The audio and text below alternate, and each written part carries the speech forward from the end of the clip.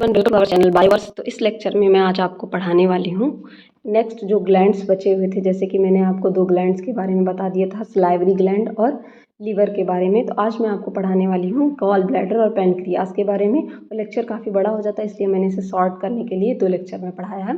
तो स्टार्ट करने से पहले अगर इस चैनल पर आप नए हैं तो प्लीज़ चैनल को लाइक शेयर सब्सक्राइब कीजिए। और अगर इन नोट्स की आपको PDF चाहिए तो उसके लिए हमारा टेलीग्राम चैनल ज्वाइन कीजिए, जिसका लिंक डिस्क्रिप्शन में दिया हुआ है। तो गॉल ब्लैडर को पढ़ने से पहले आप देख लीजिए कल मैंने क्या क्या पढ़ा था।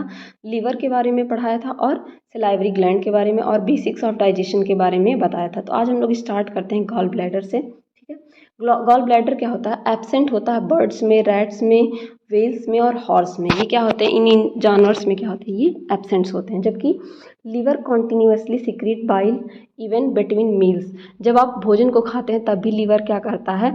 सिक्रीट करता रहता है बाइल को, जो आपका स्टोर कहाँ होता है? गॉल ब्लैडर में। ठीक, ये देख सकते हैं आप यहाँ, ये बाइल है आपका। ठीक है, ये देख सकते हैं, ये लीवर है आपका। ठीक है, लीवर, यहाँ से स्टमक है। ठीक, यहाँ पे बाइल डक्ट पाई जाती है। ठीक, ये डक्ट पाई जाती है, यहीं से क्या होता है? बाइल का सिक्रीशन होता है यहाँ पे। और ये कहाँ पे स्टोर होती है? कॉमन डक्ट में जाके स्टोर होती रहती है। ठीक, तो ये काम यहाँ से होता रहता है। ठीक, opening of hepatopancreatic ducts into duodenum is guarded by sphincter of Oddi, जिसे हिपैटोपैनक्रियाटिक स्फिंक्टर भी कहते हैं, which prevents bile from entering duodenum except during digestion of food. देखिए, यहाँ से आप समझ सकते हैं, ये हो गया आपका।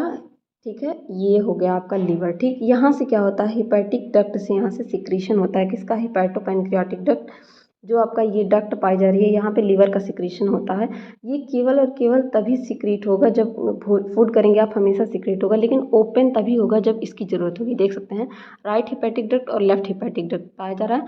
Common hepatic duct from liver, ये कॉमन हिपैटिक डक्ट यहाँ से पाया जा रहा है। ठीक है, cystic duct from gall bladder से आता है, मिलता है, और कॉमन बाइल डक्ट बना लेते हैं। ये कॉमन बाइल डक्ट, यहाँ पे डायग्राम को मैं थोड़ा जूम करके दिखाती हूँ। ये कॉमन बाइल डक्ट यहाँ देख सकते हैं आप, ये कॉमन बाइल डक्ट यहाँ पे बना रहा है, ये कॉमन बाइल डक्ट यहाँ पे बना रहा है। ठीक, इस तरीके से ये कॉमन बाइल डक्ट बना लेते हैं। पैनक्रियाटिक डक्ट फ्रॉम पैनक्रियाज से आता है, और ये हिपैटोपैनक्रियाटिक डक्ट बना लेते हैं और ओपन होते हैं डियोडिनम में। ठीक, आपके डियोडिनम में ओपन होते हैं। ठीक, तो ये एक स्ट्रक्चर मैंने आपको दिखाया। इसमें देखिए फिर, when sphincter of Oddi closed, जब स्फिंक्टर ऑफ ओडी क्लोज्ड हो जाता है तो bile secreted by liver is diverted back into the gall bladder. जैसे ही इसका काम जरूर खत्म हुआ, स्फिंक्टर ऑफ ओडी क्लोज्ड हो गया और ये बैक हो जाते हैं फिर गॉल ब्लैडर में। ठीक, गॉल ब्लैडर पियर शेप्ड होता है, muscular sac attach to the surface of liver. ये पियर शेप होता है, मस्कुलर शेप का होता है, और ये कहाँ होता है? अटैच होता है किससे? लीवर से। ये आप देख सकते हैं, लीवर से अटैच होता है। ठीक, नेक्स्ट इसमें क्या है? Store and concentration of bile release into the duodenum. जो आप स्टोर होता है, ठीक है, ये कंसंट्रेटेड बाइल और रिलीज कहाँ होता है? डियोडिनम में। Bile is not transported directly from liver to gall bladder. ये डायरेक्टली लीवर से गॉल ब्लैडर में नहीं जाता है, ये डियोडिनम के थ्रू जाता है। ठीक, bile subsequently stored and concentrated into gall bladder between meals. Gall bladder में कंसंट्रेटेड होता है बिटवीन मील्स में। ठीक, और इसका मैंने डायग्राम आपको दिखाया ही, ये कैसे फॉर्मेशन करते हैं। Amount of bile secreted per day range from 250 ml to 1 litre. सोच लीजिए 250 ml से 1 लीटर तक क्या होता है? गॉल ब्लैडर में वो सिक्रीट होता है, जो गॉल ब्लैडर में स्टोर होता है। बाइल क्या होता है? बाइल के बारे में थोड़ा सा जान लीजिए। बाइल क्या होता है? Made up of the bile acid. Bile acid से, बाइल पिगमेंट से, फॉस्फेटिडिल कोलिन से, कोलेस्ट्रॉल और other substance like aqueous alkaline fluid से मिलकर ये बना होता है।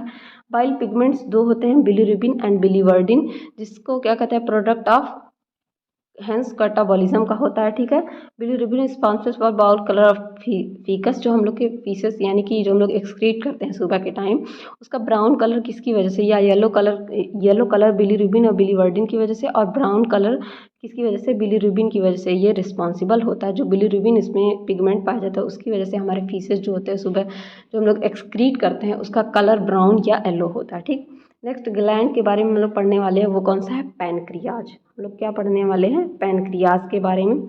पैनक्रियाज के बारे में हम लोग पढ़ने वाले हैं।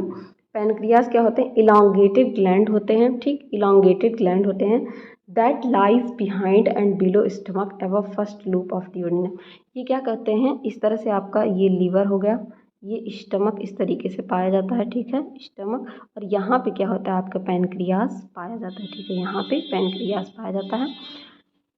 फर्स्ट लूप ऑफ डिओडिनम के पास पाए जाते हैं, ये देख सकते हैं, ये यहाँ पे बनाया गया है, ये देख सकते हैं, ये स्टमक के यहाँ से निकला हुआ क्या पाया जाता है, आपका लीवर पाया जाता है, जिसे स्लेट, इसमें islets of Langerhans, duct of Santorini, main duct जिसे वर्सनल डक्ट भी कहते हैं, ये सारी चीज़ें कॉमन डक्ट पाई जाती हैं यहाँ पे, ठीक। तो इतनी चीज़ें होप आपको समझ में आई होंगी। तो इसमें आगे हम लोग पढ़ते हैं, ठीक है। ये पैनक्रियाज एक ऐसा ग्लैंड है, ठीक है, जो एक्सोक्राइन और एंडोक्राइन दोनों सिक्रीशन करता है, ठीक है। एक्सोक्राइन का मतलब होता है जिसमें डक्ट्स पाए जाते हैं, जो डक्ट्स के थ्रू सिक्रीशन करते हैं, और एंडोक्राइन का मतलब होता है डक्टलेस ग्लैंड। आप एंडोक्राइन ग्लैंड के बारे में पढ़ेंगे भी, जिसे डक्टलेस ग्लैंड कहते हैं, इसमें डक्ट नहीं पाया जाता, ये अपना सिक्रीशन डायरेक्ट ब्लड में करते हैं, ठीक है। तो जो एंडोक्राइन सिक्रीशन है उसमें दो पाए जाते हैं, एक इंसुलिन जो इंक्रीज करता है शुगर लेवल को, एक ग्लूकागॉन जो डिक्रीज करता है शुगर लेवल को, ठीक। इंसुलिन क्या करता है, इंक्रीज करता है शुगर लेवल को, और ग्लूकागॉन क्या करता है, डिक्रीज करता है शुगर लेवल को, ठीक। और एक्सोक्राइन ग्लैंड में सिक्रीट पैनक्रियाटिक जूस, ये पैनक्रियाटिक जूस का सिक्रेशन करते हैं, जो किसके थ्रू होता है, डक्ट के ग्लैंड के द्वारा होता है, जिसमें डक्ट पाई जाती है, ठीक है। Pancreatic juice is alkaline, pancreatic juice कैसे होते हैं, एल्कलाइन होते हैं, उसमें high bicarbonate HCO3 minus content पाया जाता है। About 1500 ml of pancreatic juice is secreted per day, मतलब 1500 ml आपकी बॉडी में डेली पैनक्रियाटिक जूस का सिक्रेशन होता है। उसमें दो तरह के कंपोनेंट पाए जाते हैं, कौन कौन से कंपोनेंट, पहला component pancreatic enzyme secreted by acinar cells that form acini, इसमें एसिनल सेल्स पाए जाते हैं, जिसे एसिनाई भी कहते हैं, ये देख सकते हैं आप, एसिनार सेल इनको कहा जाता है, जो क्या करते हैं, पैनक्रियाटिक डक्ट एंजाइम का सिक्रीशन करते हैं। और एक एक्वस जो है, यहाँ पे देख सकते हैं आप, एक्वस सोल्यूशन पाया जाता है सिक्रीटेड बाय डक्ट सेल, जो डक्ट सेल के द्वारा सिक्रीट होता है। लाइन पैनक्रियाटिक डक्ट, जो पैनक्रियाटिक डक्ट को लाइन करके, जो आपकी पैनक्रियाज है उसको ये लाइन करके रखा रहता है। रिच होता है बाइकार्बोनेट, इसमें बाइकार्बोनेट बहुत ज़्यादा मात्रा में पाया जाता है। और ये पैनक्रियाटिक जूस का सिक्रीशन करता है एल्कलाइन में 7.1 से 8.22, मेनली बेसिक होता है, ये आप डायग्राम में देख सकते हैं, ठीक। Granules containing pancreatic juice enzyme called zymogen granules, जो इसमें ग्रेन्यूल्स पाए जाते हैं वो पैनक्रियाटिक डाइजेस्टिव एंजाइम सिक्रीट करते हैं, जिसको क्या कहते हैं, जाइमोजन। और ये कहाँ फॉर्म होते हैं, एसिनार सेल में, और डिस्चार्ज किसके द्वारा होता है, exocytosis from apexes of cell into lumen of pancreatic duct. ये ल्यूमेन ऑफ पैनक्रियाटिक डक्ट से क्या होते हैं, सिक्रीट होते हैं। जब ये बहुत ज़्यादा मात्रा में बनने लगते हैं उसके बाद इसका सिक्रीशन किया जाता है, ठीक।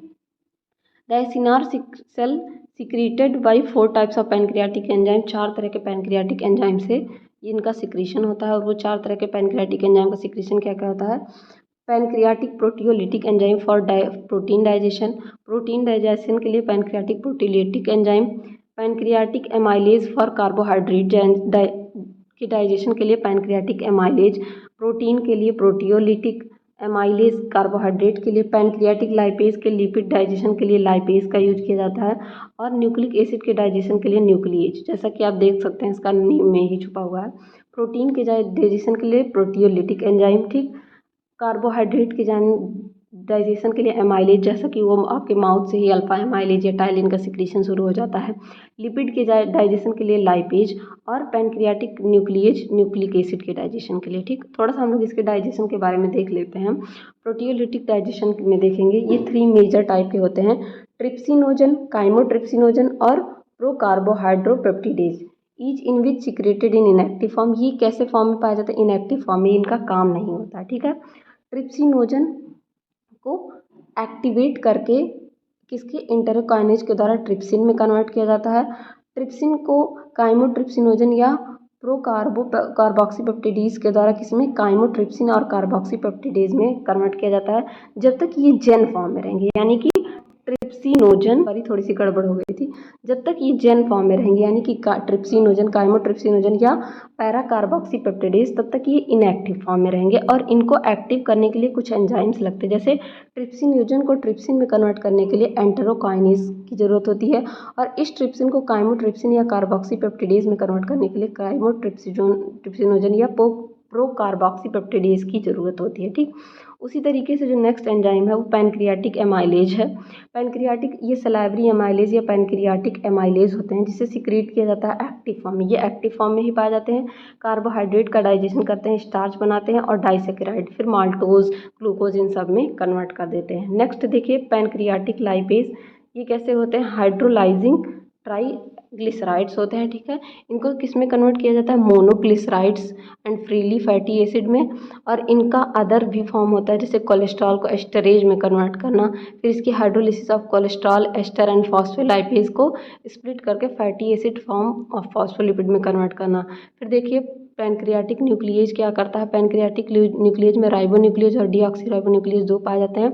इनका डाइजेशन किस में कर दिया जाता है, डीएनए और आरएनए में। इनका डाइजेशन डीएनए और आरएनए में कर दिया जाता है। ठीक, तो होप इतनी चीज़ें आपको समझ में आएंगी कि प्रोटियोलिटिक एंजाइम किस तरीके से वर्क करते हैं, पैनक्रियाटिक एमाइलेज किस तरीके से वर्क करता है, पैनक्रियाटिक लाइपेज और प्रोटियोलिटिक जो न्यूक्लिएज है वो किस तरीके से वर्क करता है। ठीक है, तो पैनक्रियाटिक एंजाइम जो होते हैं फंक्शन बेस्ट इन न्यूट्रल और स्लाइटली अल्कलाइन इन्वायरमेंट। जब इन्वायरमेंट कैसा हो, या तो न्यूट्रल हो मतलब 7 पे पाया जाए पीएच, ठीक, या स्लाइटली अल्कलाइन यानी कि 7.6 7.8 या 8 इस तरीके से पाया जाएगा। तो ये क्या करते हैं, बहुत बेस्ट तरीके से अपना बेस्ट देते हैं। जैसे आपको कहा जाता है कि अगर आप 7-8 घंटे पढ़ेंगे तो आप अपने एग्जाम में बेस्ट कर पाएंगे, बहुत अच्छा कर पाएंगे। उसी तरह ये बहुत अच्छा कर पाते हैं, अपना फंक्शन परफॉर्म कर पाते हैं अगर इनको नेचर जो है एसिडिक स्लाइटली क्या बेसिक या अल्कलाइन दिया जाए, यानी कि 7 से अबव, या तो न्यूट्रल 7 दिया जाए। ठीक, 7 पे न्यूट्रल होता है। ठीक, अल्कलाइन फ्लूइड, सॉरी गाइज,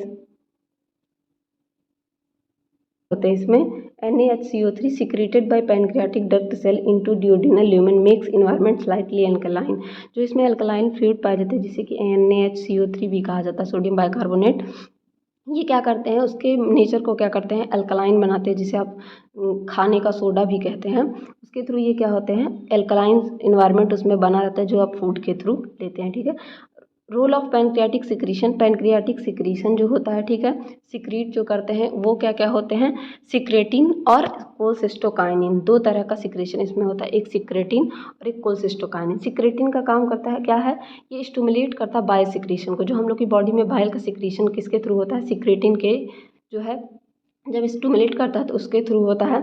और ये स्टिमुलेट करता है duct cell that line pancreatic duct to secrete HCO3 rich aqueous fluid into duodenum. जो डक्ट सेल पाए जाते हैं यहाँ पे आपने देखा था, तो सिक्रेटिन क्या करते हैं, ये इन डक्ट सेल को स्टिमुलेट करते हैं किसके सिक्रीशन के लिए, NaHCO3 के सिक्रीशन के लिए। इन डक्ट्स को ये स्टिमुलेट करते हैं कि आप इसका सिक्रीशन कीजिए। इसका सिक्रीशन जब हमारी बॉडी में होगा तो कैसा इन्वायरमेंट क्रिएट करेगा, अल्कलाइन इन्वायरमेंट क्रिएट करेगा। वो अल्कलाइन इन्वायरमेंट क्या होता है, हमारी बॉडी के लिए बहुत सूटेबल होता है, जिसकी वजह से पैनक्रियाज अपना फंक्शन फुल्ली परफॉर्म कर पाता है। ठीक, इस वजह से ये इसका सिक्रीशन करते हैं। नेक्स्ट देखिए कोलसिस्टोकाइनिन, ये क्या करते हैं, एक्ट एज एसिनार सेल। जो हम लोग की बॉडी में भी आपने पढ़ा, ये डक्ट सेल और नीचे की तरफ क्या पाए जाते हैं, एसिनार सेल पाए जाते हैं। ये क्या करते हैं, जाइमोजन और ग्रेन्यूल का प्रोडक्शन करते हैं। Pancreatic juice rich in enzyme, इसमें क्या होता है, पैनक्रियाटिक जूस बहुत रिच पाया जाता है। Zymogen specialized storage of organelle, ये क्या करते हैं, एक्सोक्राइन एसिनल सेल को सिक्रीट करते हैं। ठीक, यहाँ पे बताया गया है कि अलाउ क्या करते हैं, शॉर्टिंग। जो हम लोग आपने BSc फर्स्ट सेम में पढ़ा होगा प्रोटीन शॉर्टिंग के बारे में थोड़ा सा, तो ये प्रोटीन की sorting, packaging and regulated apical secretion of digestive juice. Digestive juice जो होता है उसके सिक्रीशन को ये क्या करते हैं, कंट्रोल करते हैं। तो बेसिकली पैनक्रियाज क्या होता है, बहुत ही ज़्यादा ये, इसे क्या कहते हैं, एम्फी बोथ एम्फीबियन ग्लैंड भी कह सकते हैं, क्योंकि देखिए इसमें क्या पाया जाता है, एक्सोक्राइन और एंडोक्राइन दोनों प्रकार का सिक्रीशन पाया जाता है। और ये अल्कलाइन होते हैं, अपना फंक्शन परफॉर्म करते हैं। इसके पहले मैंने आपको गॉल ब्लैडर के बारे में बताया, इसके पहले लेक्चर में मैंने आपको लीवर के बारे में बताया था। तो ये लीवर का स्ट्रक्चर उसमें भी आगे मैंने बताया था आपको। लीवर के बारे में मैंने आपको डिटेल बताया था कि किस तरह से फंक्शन होता है। फिर सलाइवरी ग्लैंड के बारे में बताया था। तो ये 4 ग्लैंड होते हैं जो एसेसरी ग्लैंड के फॉर्म में पाए जाते हैं हमारी बॉडी में, और इन एसेसरी ग्लैंड का हमारे बॉडी के फंक्शन में बहुत यूज़ होता है। नेक्स्ट हम लोग पढ़ेंगे गैस्ट्रो इंटेस्टाइनल ट्रैक्ट के बारे में, जिसमें माउथ के बारे में, फेरिंक्स के बारे में, इसोफेगस के बारे में, स्टमक के बारे में, स्मॉल इंटेस्टाइन, लार्ज इंटेस्टाइन, इन सारी चीज़ों के बारे में पढ़ेंगे। उसके नेक्स्ट लेक्चर में आप पढ़ेंगे डाइजेशन के बारे में, एब्जॉर्प्शन के बारे में, एब्जॉर्प्शन कैसे होता है कार्बोहाइड्रेट वगैरह का, इसके बारे में आप सब पढ़ेंगे। तो होप गाइस इतनी चीज़ें आपको बहुत अच्छे से समझ में आई हो तो इसे अपने दोस्तों के साथ भी शेयर करिए और बने रहिए हमारे चैनल पे इसी तरह और अच्छी वीडियोज़ के लिए। Thank you everyone, keep learning and keep growing.